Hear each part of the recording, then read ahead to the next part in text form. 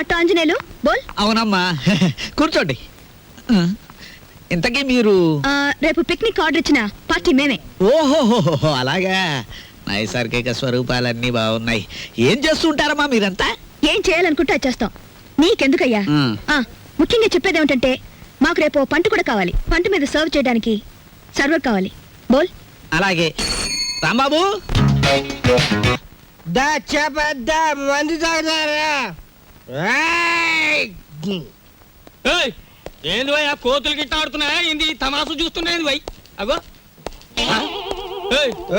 ఏంది భయ్యా, suit boot వేసినో గుడంబా తాగినో నువ్వు తాగినో లెక్క ఉండాలి. ఏంది లోలి, ఏంది పబ్లిక్? గోదావరి బ్రిడ్జ్ కొంటాను, అమ్ముతావా? ఏంది బ్రిడ్జా? నీ అబ్బ సొత్తు అనుకున్నావా ఏంది? సర్కారు నిన్ను నన్ను దొలకపోయి నూగుతారు. ఎక్కువ మాట్లాడావంటే ఈ గోదావరి కొంటాను. ఆకాశం కొనవానే? అమ్ముతావా? కొంటాను. అడ్వాన్స్ బాయ్ ఫుల్ తొందరగా తీసుకురా. ఎక్స్ట్రా గారి కంపెనీ వాళ్ళకి. అబే సాలే, నిన్ను దోల్కపోయి స్టేషన్ లో పెట్టి 4 తగిలిస్తే గాని తొమ్మకి రావు. లేవు లేవు నీ అబ్బా లేవు. మస్తు బలిసింది ఆమె దీని తల్లి. నడు రంజానే నడు. పార్థు నేను రా రాంబాబుని. రాంబాబు? అవునరా నేనే. ఏంది వేళ దోస్తానా? అరే నడు. సార్ నా ఫ్రెండ్ సార్, క్లాస్మేట్, పెద్ద కోటీశ్వరుడు. ఎందుకెలా తయారయ్యాడో తెలియలేదు. వదిలేస్తే తీసుకెళ్తాను. అరే రిపోర్ట్ రాసేసినా భయ్. సార్ ఆ రిపోర్ట్ కొట్టేస్తే రేపు పొద్దున మంచి టిఫిన్ చేయొచ్చు. అమ్మగారికి ఊతప్పు, మీకు పెసరట్టు నేతేస్తాను సార్. మరి సెకండ్ ఫ్యామిలీకి మిరపకాయ బజ్జీలు? ఏ సెకండ్ ఫ్యామిలీ? పెద్ద పెద్ద మిరపకాయ బజ్జీలు నేతేస్తాను సార్. ఏంది భయ్ రాంబాబు, నెలాఖరుకు మంచి కేసు దొరికింది అనుకుంటే అట్టం పెడతాం మిరపకాయ బజ్జీలును. సరే దొరకపా. ఈసారి బ్రిడ్జి కొంటా, గోదావరి కొంటా, రైల్వే స్టేషన్ కొంటానంటే బొక్కలేని చోర చేస్తా. చిచి, నిన్ను ఇలాంటి స్థితిలో చూడాల్సి వస్తుంది అనుకోలేదురా. అనుకోనివి జరగడమే జీవితం రా. ఈ వేదాంతానికేం తక్కువ లేదు. అవునరా, తాగుడన్నా తాగేవాళ్ళన్నా అసహించుకునేవాడివి. నువ్వెలా తాగుపోతావురా? మనకి అవసరం లేనివన్నీ అసహ్యంగా ఉంటాయని, అసహించుకునేవి కూడా మనకు ఒక్కొక్కసారి అవసరం అవుతాయని నేను ప్రేమించిన అమ్మాయి నాకు దూరమైనప్పుడు తెలిసింది. ఏమైందిరా అమ్మాయి? ఎక్కడికో దూరంగా పోయింది. ఏ కులానికి ధనానికి ఆమె చిన్నది. ఎవరన్నారా?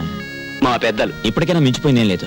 ముందు అమ్మాయి ఎక్కడుందో వెతికి పట్టుకుని చేయి జారక ముందే చేసిన తప్పు దిద్దుకో. కావాలంటే నీ పెద్దవాళ్ళతో నేను మాట్లాడతాను. కానీ ఎటు కదలలేకుండా ముందరి కాళ్ళకు బంధంలా మా మావయ్య ఆస్తులు, ఫ్యాక్టరీలు, అన్ని గొడవలు నా తలపైన పెట్టాడే. ఎలా? మావయ్య పెనం మీద పేలప గింజలా పేలిపోతుంటాడు. Retired military officer. నా మీద మా వాళ్ళు వేసిన గూఢచారి 000. ఆ అమ్మాయి గురించి నేను వెళ్ళినట్టుగా ఇతనికి తెలియకుంటే అంతే చాలు. అవన్నీ నీకెందుకురా, నేనున్నానుగా, నేను చూసుకుంటాను. మీ మావయ్య వస్తే నువ్వు పక్క గదిలోనే ఉన్నావని నమ్మించి పంపించేస్తాను. రే, నాకు మాత్రం చిన్న ఉద్యోగం చూపించరా. చిన్న ఉద్యోగం ఏం కర్మరా, పెద్ద ఉద్యోగం ఇప్పిస్తాను. ఇవాళ నుంచి ఎస్టేట్ నిది, ఈ గెస్ట్ హౌస్ నిది. నీ ఇష్టం వచ్చినట్టు వాడుకో. లాభం 2, 3, 4 అంతే. ఏంటి 50 తగ్గించారేంటి? కేశవరావు గారు అన్ సీజన్ కదా అని వర్కర్స్ అందరికి 50 తగ్గించమన్నారు. మరి సీజన్ లో బాగా డబ్బులు గుంజుకున్నప్పుడు మాకు ఏమైనా 50 పెంచారేంటి? మరి ఇంకో మాట. ఏంటి మ్యాటర్? కేశవరావు గారు రాబోయే అసెంబ్లీ ఎలక్షన్ నిలబడుతున్నారు. అసెంబ్లీకా?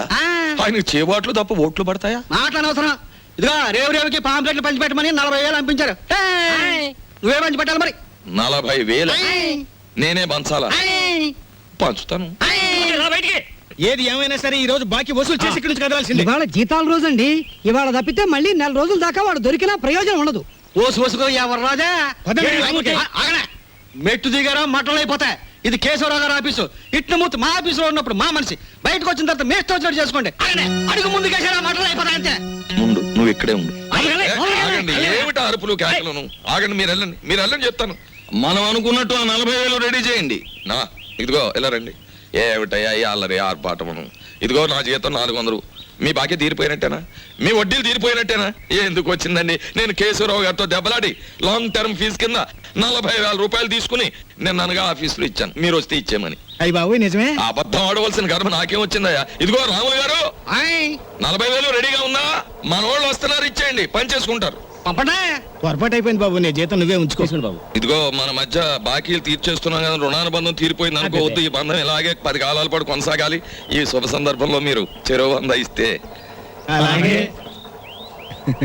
చూడు బాబు, ఇందా కోపడ్డామని ఏమీ అనుకోకు. ఆ ఇష్టమూర్తి గారు చెప్పి 40,000 ఇచ్చేస్తే మేము వెళ్ళిపోతాం. అలాగే.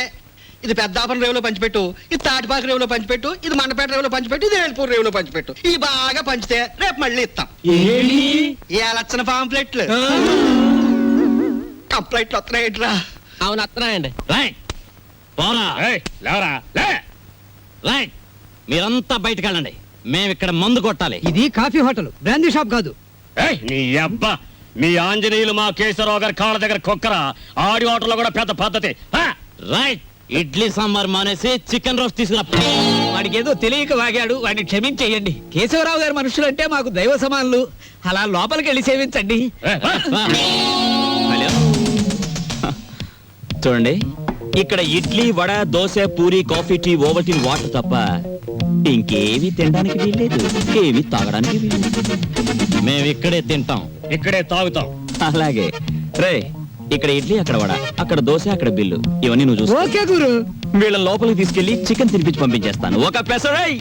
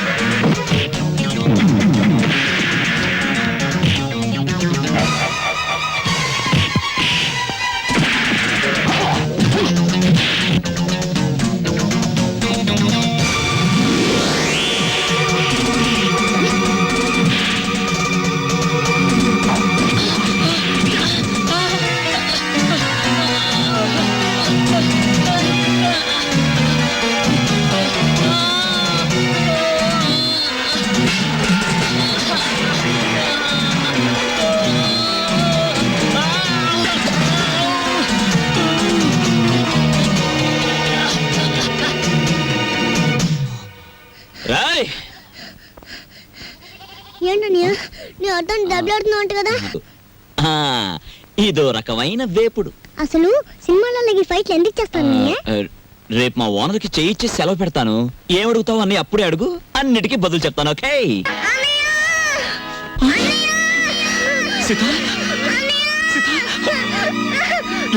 ఏమైందమ్మా?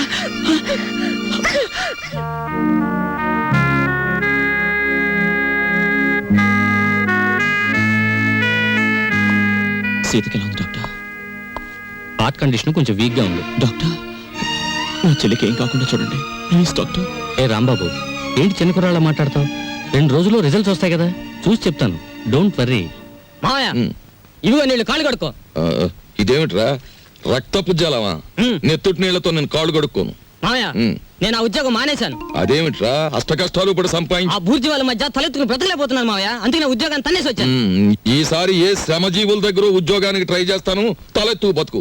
కానీ కొంపలో నీళ్ళన్నీ ఎరుపు చేసేకు, అది మ్యాటర్. అన్నయ్య అయ్యో ఎండ్లో వచ్చావా, చెమట పట్టింది చూడు. ఏంటి మ్యాటరు? ఏమీ లేదన్నయ్య, ఇంట్లో కూర్చుంటే ఒకటే బోర్ కొడుతుంది. అయితే ఓ పని చేయి, మీ వదినకి రోజు వంట సాయం చేయి. అది కాదన్నయ్య, ఆంధ్రపత్రిక, జ్యోతి చిత్ర, సినిమా రంజని, విజయ్ చిత్ర వీటన్నిటికీ సంవత్సరం చందా కట్టాలి. మొత్తం కలిపి 1000 రూపాయలు కూడా అవదు. అంతే కదా, ఓ 2 వారాలు వెయిట్ చేద్దాం. ఈలోగా వీటిలో స్టాండర్డ్ అయిన పత్రిక ఏమిటో చూసి సంవత్సరం చందా ఏమిటి 5 సంవత్సరాలకి చందా కట్టేద్దాం. అది మ్యాటర్. చేయి చాపు. చాచాను, దేవుడు విభూది కళ్ళకద్దు అద్దుకున్నాను. ఏంటి మ్యాటరు? ఉండిలో కాళ్ళు చేతులు వేస్తానని మొక్కుకున్నాను. ఎవరివి? నావా? ఆహా వెండివిరా. ఏంటి మ్యాటరా? అమ్మా ఓ పని చేయవే, ఈ తలకాయ హుండీలో వేసేయడానికి వీలవుతుందేమో ఆలోచించు. అపచారం అపచారం. అది మ్యాటర్. రండి భోంచేయండి. ఏమిటి మ్యాటర్ ఏమిటో చెప్పేస్తే అన్నం కలపాలా అక్కర్లేదా ఆలోచిస్తాను. సర్లే ఊరుకోండి, లేనిపోని ఆలోచించకుండా ముందు భోజనం చేయండి. తిన్న తిండి కూడా వంట సరే, పట్టదు. ఈ కొంపలో ఎప్పుడు నన్ను స్థిమితంగా ఉండనిచ్చారు? ఏవేవో ఆశలు కోర్కెలు మీవి, అవి తీర్చలేక చచ్చేది నేను. అది కాదండి, పక్కింటి సుబ్బారావు గారికి ఒంట్లో బాగోలేదట. అలాగా పాపం. అందుకని ఆయన ఫియట్ కారు చౌకగా అమ్మేస్తున్నారు. మనం కొందామా? మనమా? కొన్నమన్నాడా జబ్బు నాకొస్తుంది. ఆ తర్వాత వైద్య సహాయానికి డబ్బు కావాల్సిన మన కారు కొనడానికి కూడా ఎవడ ఉండడు, గుర్తుంచుకో. సర్లే భోంచేయండి. ఈ కొంపలో భోజనం చేయడం కన్నా గోదావరి రోడ్డుకెళ్ళి మరమరాలు తినడం బెటరు. అది మ్యాటర్. అవునరా, ఇంటి యజమాని అయ్యండి ఇంటికి నువ్వు చేసిందేమిట్రా? అవును మామయ్య, నాకు నచ్చిన మంచి ఉద్యోగం ఇప్పిస్తే నేనే పోషించేవాడిగా ఇల్లు. చిచి, ఏ జన్మలో చేసుకున్న కర్మో ఈ ఇంట్లో పుట్టాను. ఫోటో డబ్బా కొనాలన్నా కోటి ప్రశ్నలు వేస్తారు. ఎవరెలా ఏడితే నాకేమిటి? నేను పురుడు పోసుకునే లోపల వడ్డాణం చేయించాలి. లేదా నేను ఉండేది నా పుట్టింట్లోనే, గుర్తుంచుకోండి. సారీ రాంబాబు, మీ చెల్లెలి హార్ట్లో హోల్ ఉంది. నేను కంగారు పడకు. నా చెల్లెలు బతికించు డాక్టర్, ప్లీజ్ డాక్టర్. రాంబాబు, పేషెంట్ని బతికించమని ఒకరు మాకు చెప్పక్కర్లేదు, మా వృత్తే అది. కాకపోతే ఆపరేషన్కి 50,000 దాకా ఖర్చు అవుతుంది. సేఫ్టీ అమౌంట్గా ఇంకో 25,000 చూసుకోవాల్సి ఉంటుంది. డబ్బు కోసం ఏమాత్రం సంకోచించకండి, ఆ బాధ్యత నాది. నా చెల్లెలు మాత్రం రక్షించడు చాలు, ప్లీజ్ సార్. ఓకే, నా ప్రయత్నం నేను తప్పకుండా చేస్తాను. ఈ విషయం ఆ చిన్నపిల్లకి తెలియనివ్వకండి, బెంబేలు పడిపోతుంది. లా లా లా లా చల్లాయ్. ఏంటని అంత హుషారుగా ఉన్నావు? ఏం లేదమ్మా, నీకేమైందన్న భయపడ్డానా? తీరా డాక్టర్ని అడిగితే నీకేం లేదట, చిన్న దెబ్బేనట, ఇట్టే తగ్గిపోతుందట. గుండెకి చిల్లు పడ్డమంటే చిన్న దెబ్బేనా? నీకెవరు చెప్పారమ్మా? నీతో డాక్టర్ గారు చెప్తుంటే విన్నానన్నయ్య. అంత డబ్బు ఎక్కడి నుంచి తెస్తావు? దేవుడికి నేను బ్రతకడం ఇష్టం లేదేమో.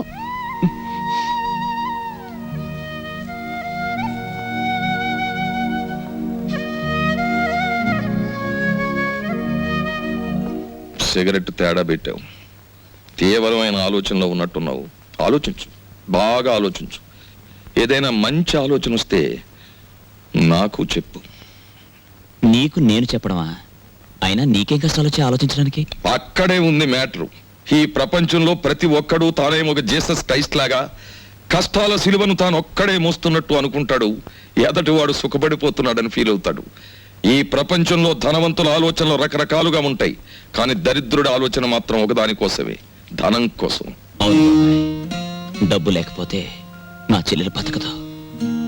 ఎక్కడి నుంచి తేవడం? 50,000. ఏమైంది చెల్లికి? సీతకి గుండె జబ్బు. వెంటనే ఆపరేషన్ చేయాలి. 50,000 పైనే ఖర్చు అవుతుంది. 50,000 కాకపోతే 1,00,000 రూపాయలు తెస్తాం. ఎక్కడి నుంచి? ఎక్కడి నుంచి తెస్తాం? మనం జీవితాంతం కష్టపడ్డా 50,000 సంపాదించలేం. నువ్వు జీవితాంతం సంపాదించే వరకు నీ చెల్లి జీవించి ఉండదు. వీలైనంత వెంటనే డబ్బు సంపాదించాలి, చెల్లెల్ని రక్షించుకోవాలి. ఏదైనా అడ్డదారి తొక్కైనా సరే. అంటే ఏముంది, మన చేతిలో ఉన్న గేలాన్ని పక్కన పెట్టి పక్కవాడి వల విసిరి చేపలు పట్టేడు. వద్దు బాబాయ్, బతకలేకపోతే ఆత్మహత్యన చేసుకోవచ్చు, కానీ అడ్డదారి తొక్కి బతకడం నాకు ఇష్టం లేదు. అంటే నీ నీతి కోసం ఆ పసిదాని ప్రాణాలు బలిపెట్టేస్తావా? చెల్లెలి ప్రాణం బలిపెట్టలేను, అలానే ఆత్మవంచన చేసుకోలేను. పోస్ట్ గ్రాడ్యుయేట్ అయి ఉండి రికమెండేషన్ లేక, లంచం ఇచ్చుకోలేక హోటల్ సర్వర్ గా బతుకుతున్నావు. అది ఆత్మవంచన కాదా? నీ ఆత్మ నడి బజార్లో వేలం వేస్తే 10 పైసలు ఖరీదు చేస్తుందా? ఆత్మను అమ్ముకున్న వాళ్ళు అందలా ఎక్కుతున్నారు, దాన్ని నమ్ముకున్న వాళ్ళు అడుక్కు తింటున్నారు. సరే, మనలాంటి మధ్య తరగతి వాళ్ళ ఆత్మ ఏనాడో దివాలా తీసింది. సరే, ఆ మ్యాటర్ అలా ఉంచు. నేను ఛాలెంజ్ చేసి అడుగుతున్నాను. ఒక వారం రోజుల్లోగా ఆపరేషన్ కావలసిన డబ్బును నువ్వు సంపాదించి తీసుకురాగలిగితే ఈ లోకంలో ఇంకా న్యాయం మిగిలి ఉంది అని నేను అంగీకరిస్తాను. నీకు, ఈ లోకానికి నా 2 చేతులు ఎత్తి నమస్కరిస్తాను. కాదంటావా? నీ 2 చేతులు కట్టిపడేసి నా దారిలో తీసుకెడతాను. ఆ పసిబిడ్డ మాత్రం చావడానికి వీల్లేదు. అది మ్యాటర్.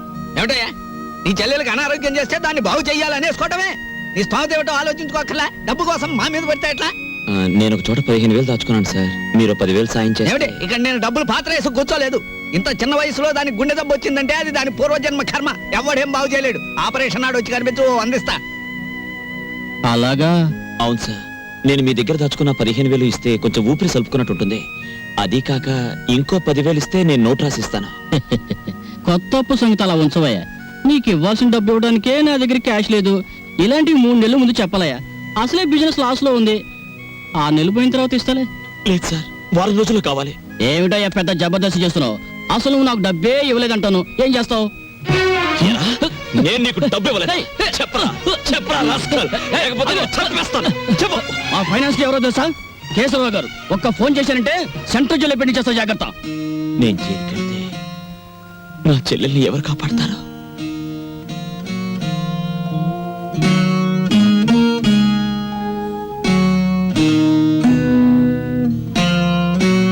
నా చెల్లెలు ఎలాగైనా బతకాలి. మరి నీ ఆత్మ సంగతి? అది నా చెల్లెల్ని బతికించలేదని తేలిపోయింది. నువ్వేది చెప్తే చేయడానికి సిద్ధంగా ఉన్నాను. ఏ అన్యాయం చేయడానికైనా సిద్ధపడి తెగించి నీ దారికొచ్చాను. మిత్రమా, మ్యాటర్ అపార్థం చేసుకున్నావు. మనం చేసే దాంట్లో అవసరం ఉంటుంది గాని అన్యాయం ఉండదు.